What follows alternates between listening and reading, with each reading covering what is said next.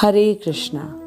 आज हम भगवद गीता यथारूप के छठे अध्याय के तीसरे श्लोक का अध्ययन करने जा रहे हैं। छठे अध्याय का नाम है ध्यान योग और इस अध्याय के पहले श्लोक में भगवान ने कहा कि ज्ञानी और योगी दोनों के लिए ही निष्काम कर्म अनिवार्य है।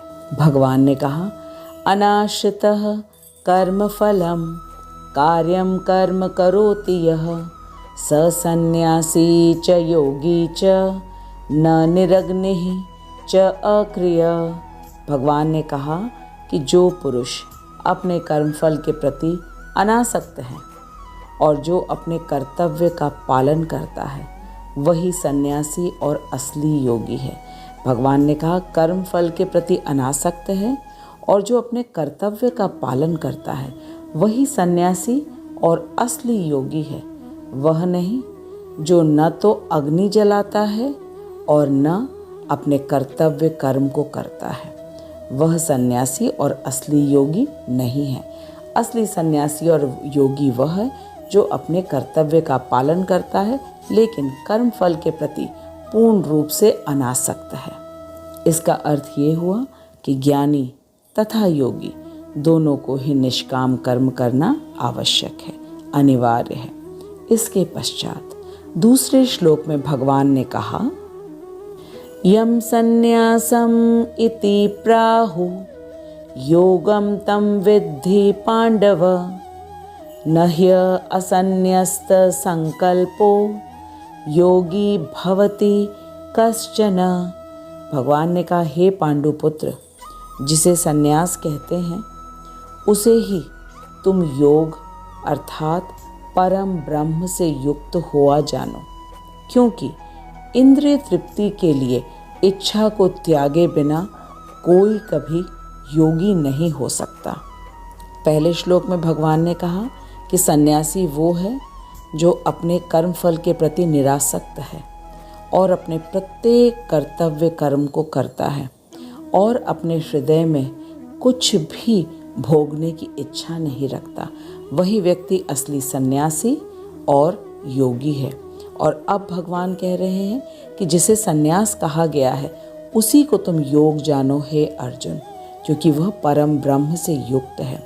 क्योंकि इंद्र तृप्ति की इच्छा को त्यागे बिना कभी भी कोई योगी नहीं हो सकता। भगवान ने अर्जुन से ये भी कहा था कि एक ज्ञानी और योगी दोनों के लिए निष्काम कर्म करना अनिवार्य है, आवश्यक है। अब अर्जुन के मन में प्रश्न उठा कि एक योगी को कब तक निष्काम कर्म करना होगा। इस प्रश्न का उत्तर भगवान आज के श्लोक में अर्थात छठे अध्याय के तीसरे श्लोक में देने जा रहे हैं। आप वीडियो को अंत तक अवश्य देखिएगा, तभी भगवान के एक एक वचन को अच्छी तरह हम भी समझ पाएंगे। आइए अब छठे अध्याय के तीसरे श्लोक का वाचन करते हैं।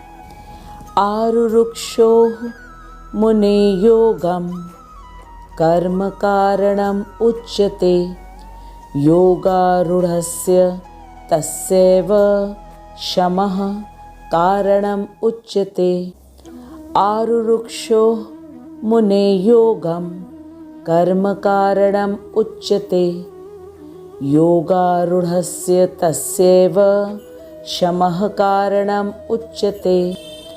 आरुरुक्षो मुने योगम कर्म कारणम उच्यते योगारूढ़स्य तस्यैव शमः कारणम उच्यते।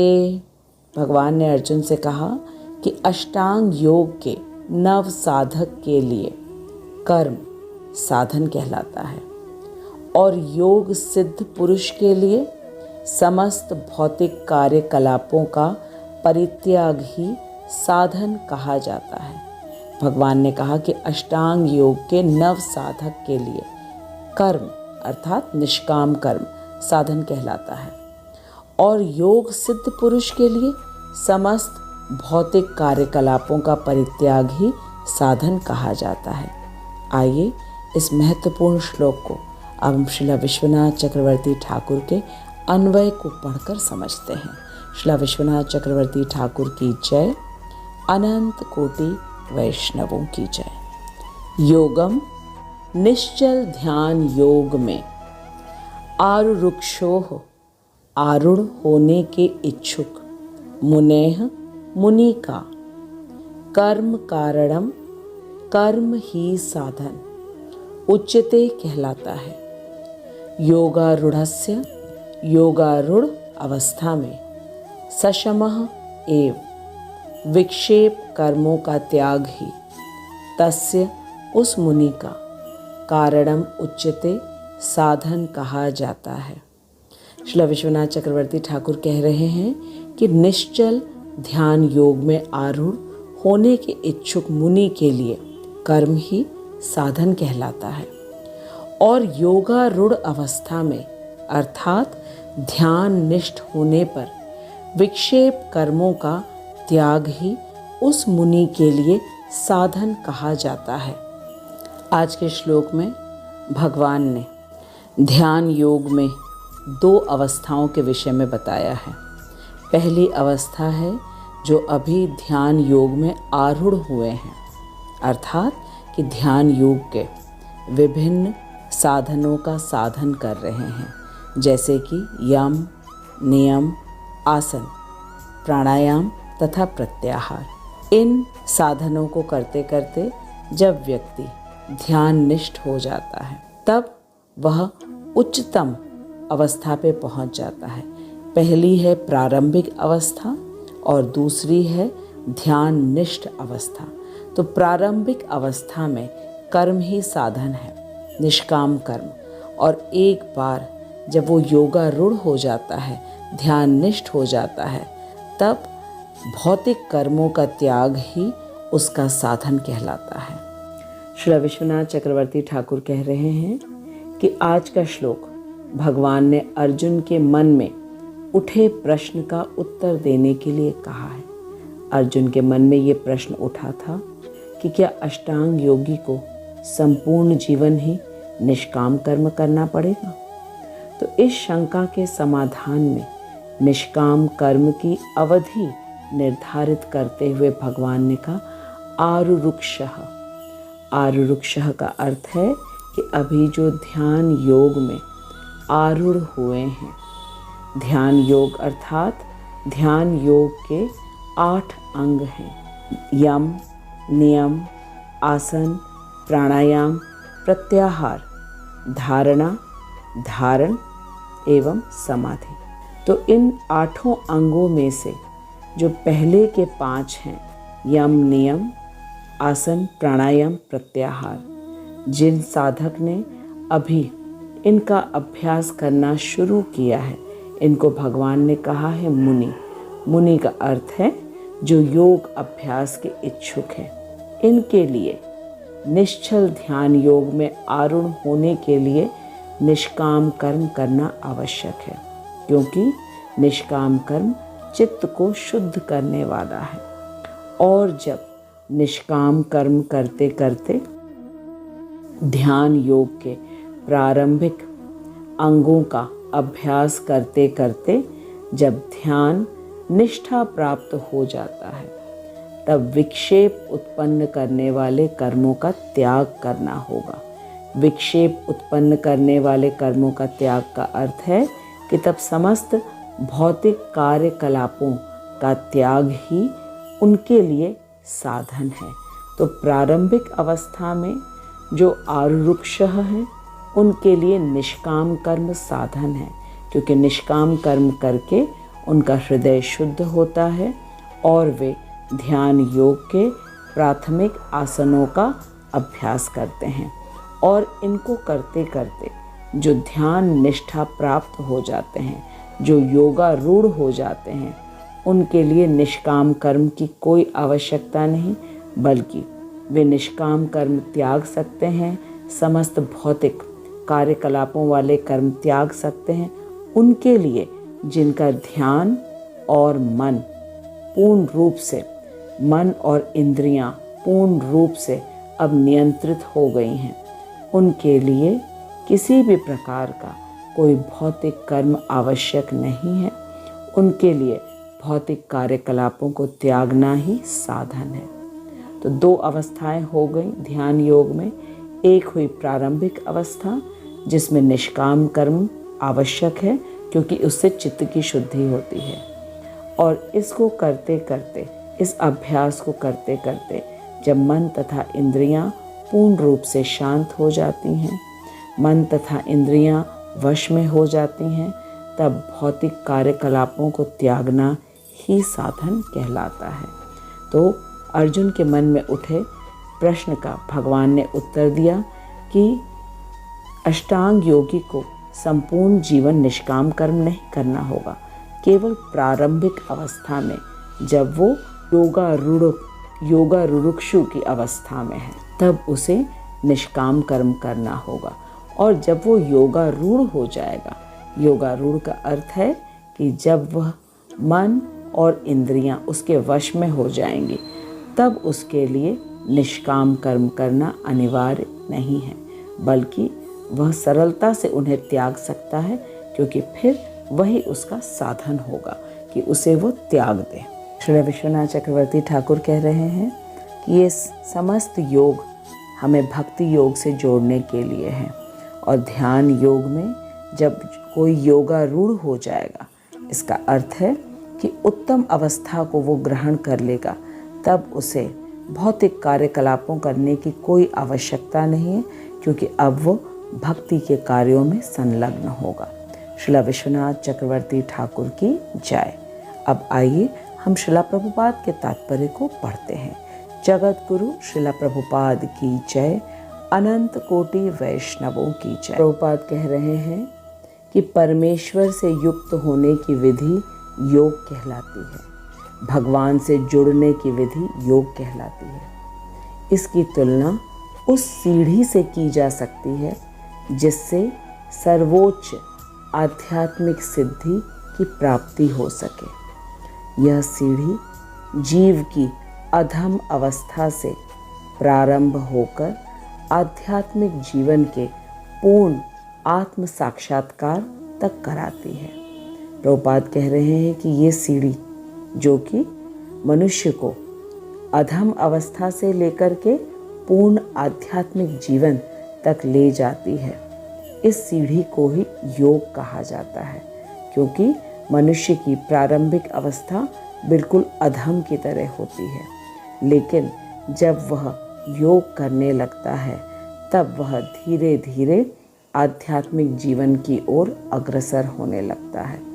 इसी सीढ़ी को योग कहा गया है, क्योंकि यह परमेश्वर से, भगवान से जोड़ने की विधि है। प्रभुपाद हमें बता रहे हैं कि अधम अवस्था वो अवस्था है जिसमें जीव को ये भी नहीं मालूम होता है कि वह कौन है और उसका क्या धर्म है।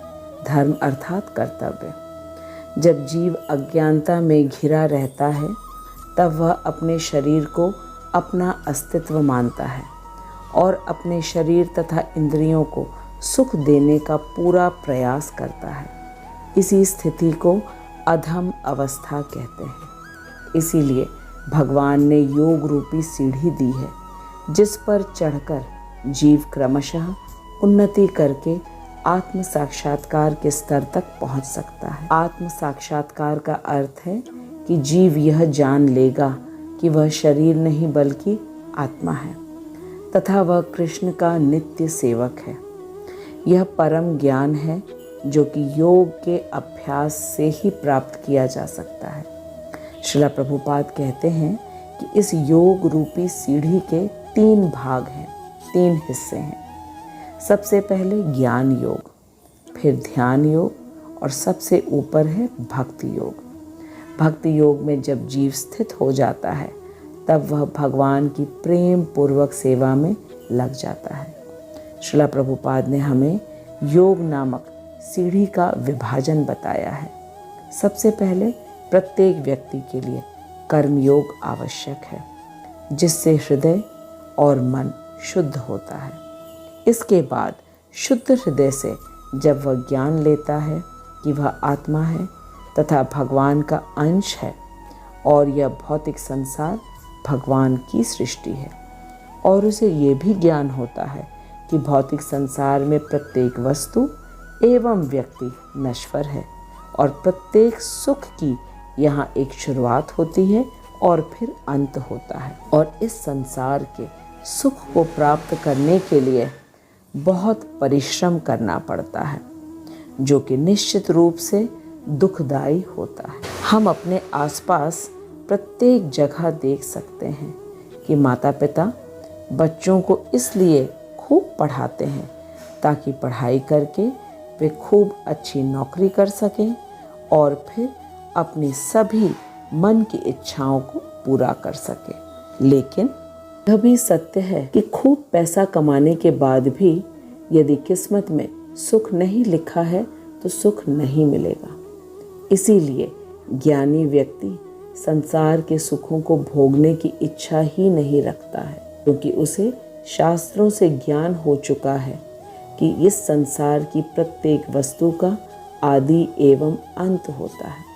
लेकिन जो व्यक्ति शास्त्र के ज्ञान को नहीं ले पाते, फिर उनके लिए ध्यान योग है, जिसमें अष्टांग योग के यम, नियम, आसन, प्राणायाम, प्रत्याहार, धारणा, ध्यान और फिर समाधि की विधि बताई गई है। इन विधियों का अभ्यास करके व्यक्ति की इंद्रिय निग्रह हो सकती है। प्रभुपाद कह रहे हैं कि जब कोई व्यक्ति ध्यान योग की विधि को आरंभ करता है, जैसे कि यम, नियम, आसन, प्राणायाम इत्यादि का अभ्यास करना शुरू करता है, तो उसे योगा रुरुक्षु कहा जाता है। और जब वह अपनी इंद्रियों को मन से नियंत्रित करने में समर्थ हो जाता है, तब उसे योगारूढ़ कहा जाता है। इसका अर्थ है कि ध्यान योग के प्रारंभिक अवस्था को योगारुरुक्षु कहते हैं और अंतिम भाग को योगारूढ़ कहते हैं। प्रभुपाद कह रहे हैं कि इस प्रकार के ध्यान योग में अभ्यास करने से व्यक्ति को मानसिक संतुलन प्राप्त होता है तथा इंद्रियां वश में होती हैं।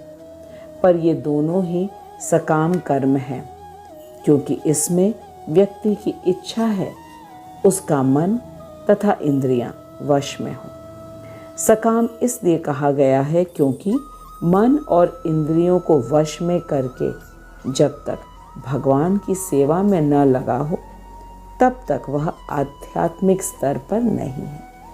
लेकिन ध्यान योग के द्वारा जब मन तथा इंद्रियां वश में होती हैं, तब वह अवश्य ही भक्ति योग में प्रवेश करने के योग्य हो जाता है। जब व्यक्ति ध्यान योग के प्रारंभिक सोपान में होता है, तब उसे निष्काम कर्म करना होता है। लेकिन जब वह ध्यान योग के सिद्ध अवस्था पर स्थित हो जाता है, अर्थात पूर्ण मानसिक संतुलन को प्राप्त कर लेता है, इसका अर्थ है कि अब वह विचलित नहीं होता। अब उसे विचलित करने वाले समस्त मानसिक कार्य उसके बंद हो गए हैं। तब वह निष्काम कर्म को छोड़ सकता है। श्रील प्रभुपाद कह रहे हैं कि निष्काम कर्म ध्यान योग के प्रारंभिक अवस्था में अनिवार्य है। जब तक व्यक्ति ध्यान योग के विभिन्न योग का अभ्यास कर रहा है, तब वह निष्काम कर्म उसका साधन है। लेकिन जब वह सिद्ध अवस्था में स्थित हो गया, तब वह निष्काम कर्म का त्याग कर सकता है। त्याग इसलिए कर सकता है क्योंकि अब उसका मन तथा इंद्रियां पूर्ण रूप से संतुलित तथा शांत हो गई हैं और उसे भौतिक कार्य करने की कोई इच्छा ही नहीं रह गई है। अर्जुन के मन में जो प्रश्न आया था कि ध्यान योग में लगे व्यक्ति को कब तक निष्काम कर्म करना पड़ेगा, इसीलिए भगवान ने अर्जुन से कहा कि जो योगा रुरुक्षु अवस्था में है, उसे अभी निष्काम कर्म करना है, क्योंकि अभी उसका मन तथा इंद्रियां पूर्ण रूप से संतुलित नहीं हुई हैं। लेकिन जैसे जैसे ध्यान योग के अभ्यासों में व्यक्ति प्रगति कर लेगा, तब वह निष्काम कर्म करते करते पूर्ण रूप से कर्मफल से अनासक्त हो जाएगा तथा उसके हृदय में भी भौतिक वस्तुओं को भोगने की कोई इच्छा नहीं रहेगी, तब वह निष्काम कर्म का त्याग कर सकता है। और यही परित्याग उसके सिद्ध अवस्था का साधन है। यहाँ ये बिल्कुल स्पष्ट हो गया कि शुरुआत में निष्काम कर्म अवश्य करना है, लेकिन जब व्यक्ति सिद्ध अवस्था में पहुँच जाए तब वह अवश्य ही निष्काम कर्म का त्याग कर सकता है, क्योंकि इस अवस्था में पहुँचने के बाद व्यक्ति स्वयं ही कोई भौतिक कर्म करने का इच्छुक नहीं होता। तब वह केवल भक्ति के कर्म में लगता है, जैसे कि प्रत्येक कार्य जो कि कृष्ण से संबंधित हो, जैसे कि कृष्ण की कथा का श्रवण करना, कृष्ण कीर्तन में हिस्सा लेना, कथा सुनना, सुनाना इत्यादि, ये सब भक्ति के कार्य हैं।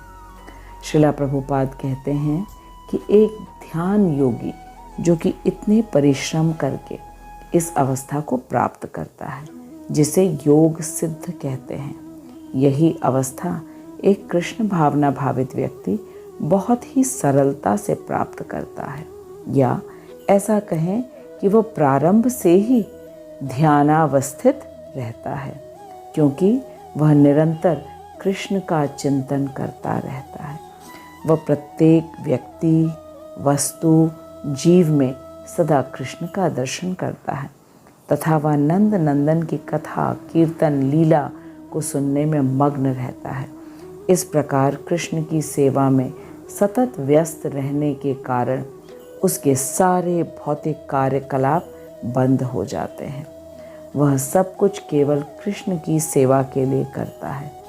इस बात से प्रभुपाद जी हमें यह बता रहे हैं कि एक कृष्ण भावना भावित व्यक्ति को अष्टांग योग की आवश्यकता ही नहीं पड़ती अपने मन तथा इंद्रियों को नियंत्रित करने के लिए। वह तो नित्य कृष्ण में डूबे रहने के कारण तृप्त रहता है और भौतिक जगत में एक कृष्ण भावना भावित व्यक्ति को कोई विचलित नहीं कर सकता है। ऋषि विश्वामित्र ने 60,000 वर्षों तक अष्टांग योग का अभ्यास किया था, लेकिन मेनका के घुंघरू की आवाज़ सुनते ही उनका ध्यान भंग हो गया था और उसी स्थान पर हरिदास ठाकुर जी, जो कि केवल 22 वर्ष के थे, और एक अत्यंत सुंदर वेश्या ने आकर हरिदास ठाकुर से कहा कि वह उनका संग चाहती है। हरिदास ठाकुर ने बहुत विनम्रता से उस वेश्या से कहा कि वह अपना जप पूरा करने के पश्चात उसकी इच्छा अवश्य पूरा करेंगे। हरिदास ठाकुर 24 घंटों में 22 घंटे हरिनाम जप करते थे। 3 दिनों के बाद उस वेश्या का हृदय परिवर्तित हो गया और वह भगवान की शुद्ध भक्त बन गई और अपने सारे पाप कर्मों को छोड़कर भगवान की भक्ति करने लगी। इसीलिए श्रीला प्रभुपाद हमें लगातार हरे कृष्ण महामंत्र का जप करने के लिए कहते हैं, ताकि हमारा हृदय और इंद्रियां दोनों ही शुद्ध तथा नियंत्रित हो जाएं, और जो एक बार कृष्ण भक्ति करने लगता है फिर उसका पतन कभी नहीं होता, क्योंकि भगवान स्वयं उसकी भक्ति की रक्षा करते हैं। मुझे पूर्ण आशा है कि हम सभी अच्छी तरह समझ गए हैं कि आज के श्लोक में भगवान ने ध्यान योग में साधकों की 2 अवस्थाओं के विषय में बताया है, जिसमें जो प्रारंभिक स्तर है, जिसे योगा रुरुक्षु कहते हैं, इस अवस्था में निष्काम कर्म आवश्यक है। निष्काम कर्म का अर्थ है शास्त्र में बताए गए कार्य, वो भी बिना किसी कर्मफल की इच्छा के। ऐसे निष्काम कर्म आवश्यक हैं ध्यान योग में लगे साधकों के लिए। और जब अष्टांग योग का अभ्यास करके मन तथा इंद्रियां पूर्ण रूप से नियंत्रित हो जाएं, तब निष्काम कर्म का त्याग ही साधन है। मैं श्रीला प्रभुपाद, श्रीला विश्वनाथ चक्रवर्ती ठाकुर, श्रीला भक्ति विनोद ठाकुर तथा अपने शिक्षा गुरु हिज ग्रेस हरिमोहन दास प्रभु जी को दंडवत प्रणाम करती हूँ, जिनकी अहेतुकी कृपा से हम भगवद गीता के परम गुह्य ज्ञान को इतनी सरलता से समझ पा रहे हैं। मैं आपको धन्यवाद देती हूँ कि आप भगवान के वचन को इतने ध्यान एवं एकाग्रता से सुन रहे हैं। आप ज़रूर लिखिएगा आपने क्या सीखा है आज के श्लोक में। यदि कोई प्रश्न हो वह भी लिखिएगा। हम भगवद गीता के ध्यान योग में आ गए हैं। इसके बाद भक्त योग आरंभ होगा और धीरे धीरे करके हमने तीनों योगों को अच्छी तरह समझा। कर्म योग, ज्ञान योग और अब हम ध्यान योग समझ रहे हैं। और योग भगवान से जोड़ने का माध्यम है। भगवद गीता हमें भगवान ने आकर दिया, करुणा करके, कृपा करके, ताकि हम भगवान से जुड़ सकें और हमारा दुर्लभ मनुष्य जीवन सफल हो सके। अब हम अगले सप्ताह मिलेंगे। तब तक आप हरे कृष्ण महामंत्र का जप करिए। इस वीडियो को खूब अच्छी तरह देखिए, अन्यों के साथ शेयर करिए और खूब प्रसन्न होकर के हरे कृष्ण महामंत्र का जप करते रहिए। हरे कृष्णा कृष्णा कृष्णा हरे हरे, हरे राम राम राम हरे हरे। जगत गुरु श्रील प्रभुपाद की जय। अनंत कोटि वैष्णवों की जय। हरे कृष्णा।